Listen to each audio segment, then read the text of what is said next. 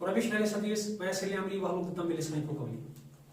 आपने देखा कि लाइक टर्म्स क्या होती है, अनलाइक टर्म्स क्या होती है, किसका एडिशन कर सकते हैं, किसका नहीं कर सकते।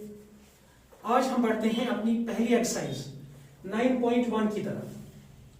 इसमें जो पहला क्वेश्चन है वो है identify the terms their coefficients for each of the following expressions.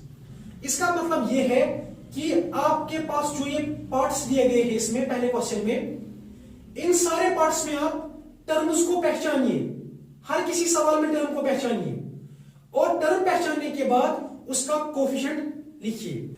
मतलब आपके पास जो ये एक्सप्रेशंस दी गई है, ये जो सारी एक्सप्रेशंस दी गई है, इसमें आपको इन एक्सप्रेशंस में से हर किसी एक्सप्रेशन में दो चीजें निकालनी है।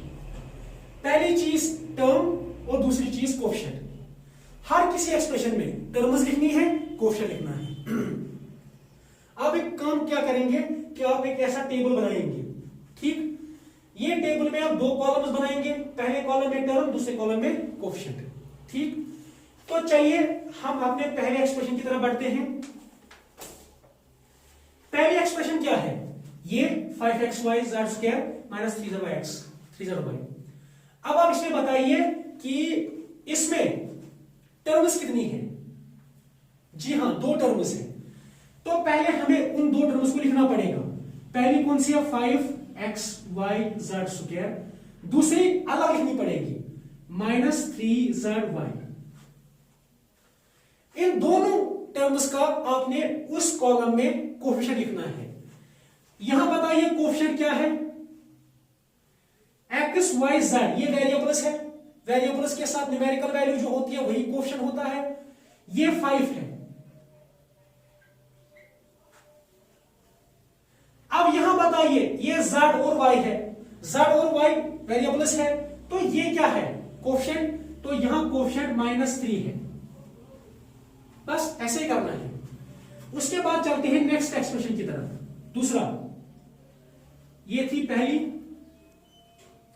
दूसरी एक्सप्रेशन है 1 + x + x²। इसके कितने टर्म्स हैं? 3। पहली है 1, दूसरी है x, तीसरी है x², ठीक। तो ये हो गया हमारा दूसरा पार्ट। इस 1 का कोएफिशिएंट क्या है? खुद ही ये न्यूमेरिकल वैल्यू खुद ही है, तो यही होता है। लेकिन हां, अब आपको कोई पूछ सकता है कि इसका कोएफिशिएंट 1 कैसे है। मैंने आपको पहले बताया था कि 1 जो है इसके साथ भी एक वेरिएबल होता है, लेकिन उस वेरिएबल का पावर 0 होता है। अब सिंपल से बात देखिए, ये वेरिएबल इसके साथ कोएफिशिएंट क्या है? 1।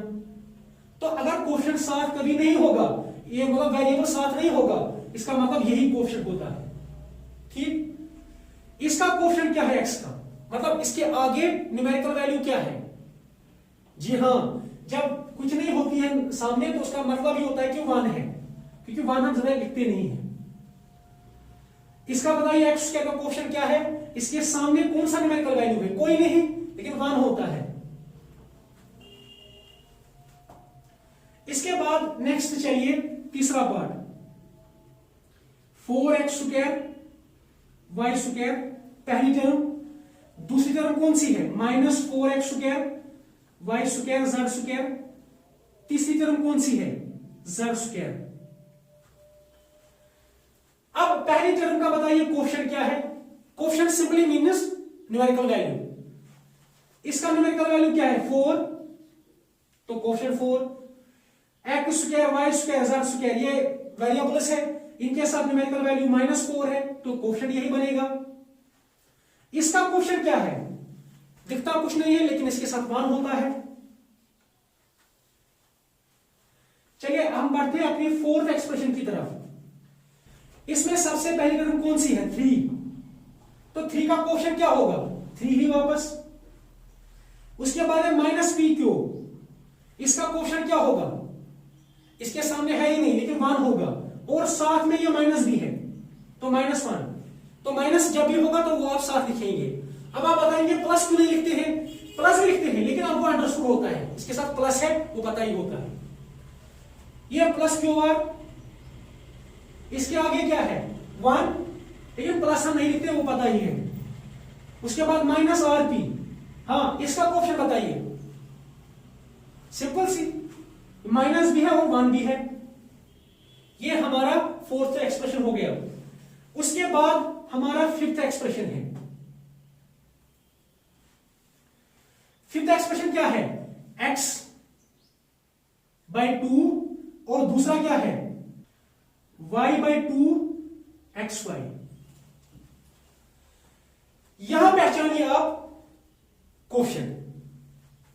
देखिए यहां देखते हैं,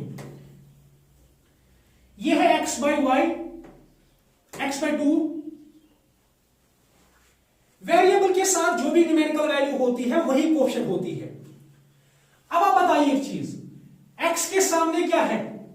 1, तो एक तो 1 भी है न्यूमेरिकल वैल्यू इसमें, और ये नीचे वाला 2 भी है। मैंने पहले कहा जो भी न्यूमेरिकल वैल्यू आएगा, जो भी नंबर आएगा वो कोएफिशिएंट होता है।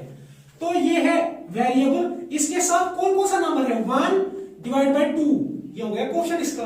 तो इसका कोएफिशिएंट क्या है? 1 बाई 2। दूसरा हमारा जो पार्ट है वो है ये y बाई 2 xy। इसका कोएफिशिएंट आप कैसे पहचानेंगे? सिंपल सी बात है, ये 3 क्या है? वेरिएबल्स। तो इनके सामने क्या है? यहां सामने इनके क्या है? कुछ नहीं, मतलब 1। और कौन सा न्यूमेरिकल वैल्यू इनके साथ है? 2 नीचे। तो मतलब ये डिवाइड बाई 2, ये सारा न्यूमेरिकल वैल्यू है, इसको आप लिखते हैं कोएफिशिएंट।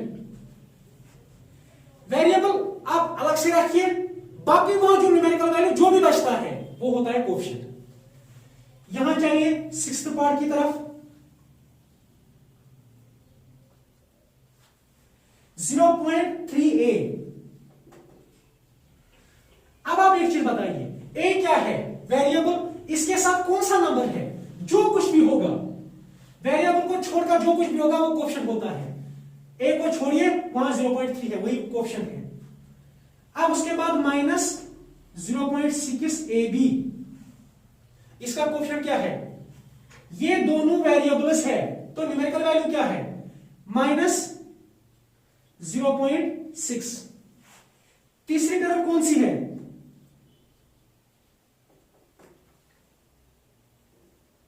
बताइए। 0.5। बहुत आसान है, आप खुद घर में करिए, सारे क्वेश्चन को प्रैक्टिस करिए, तो उतना कुछ मसला है नहीं। उसके बाद जो नेक्स्ट क्वेश्चन है वो कल इंशाल्लाह करेंगे। तब तक stay safe, stay at home. Allah Hafiz.